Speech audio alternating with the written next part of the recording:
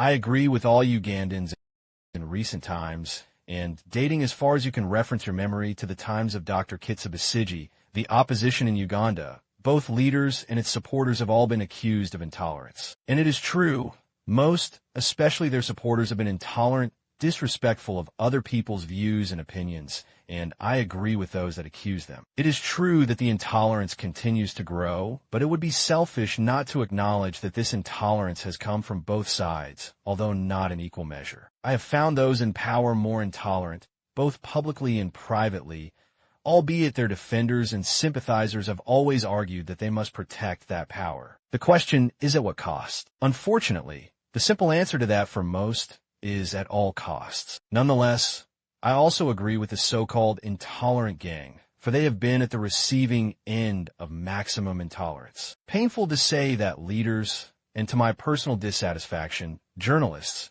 rain down on this gang with views that are perceived to be at the defense of those in power. If you were in a room with someone that keeps on farting, for the simple reason that it's natural to fart, and perhaps even healthy to do so, but at the expense of your comfort and right to fresh air, I think you would be justified to tell off that person that they are wrong. Now, if their response is clobbering you for your honesty, then they have no moral authority to claim that you are intolerant. This reminds me of that Uganda saying that, "O abango bwatamuamukala, osula tubais," which is loosely translated that if you share a bed with someone born with a hump on their back, if you don't become vulgar to theme, literally, you may spend the entire night without covers over your body. I have often thought that until you find yourself on the receiving end of a government's misconduct and intolerance in the political and politicized security arena, then you may find it hard to find the necessary and perhaps required level to empathize with those that have been victims or those that have lost their loved ones at its hands. At this point,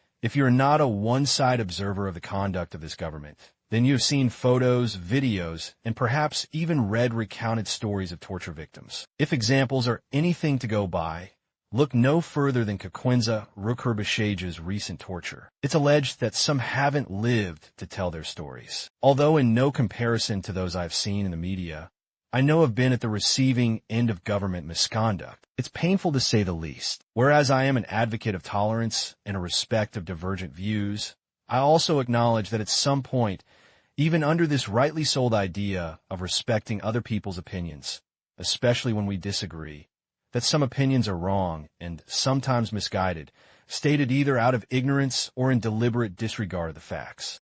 Hi everyone, this is Robert K. Circles. Thank you so much for tuning into the podcast today. I really appreciate you taking the time to listen. I hope you enjoyed this story. If you did, I'd be incredibly grateful if you could take a moment to subscribe to the podcast so you don't miss any future episodes. Give us a like on your favorite podcast platform. Leave a comment letting us know what you thought. We love hearing your feedback. And if you know someone who might enjoy the show, please share it with them. Your support means the world to me and helps us reach more listeners. Thanks again for being a part of the Robert K. Circles community.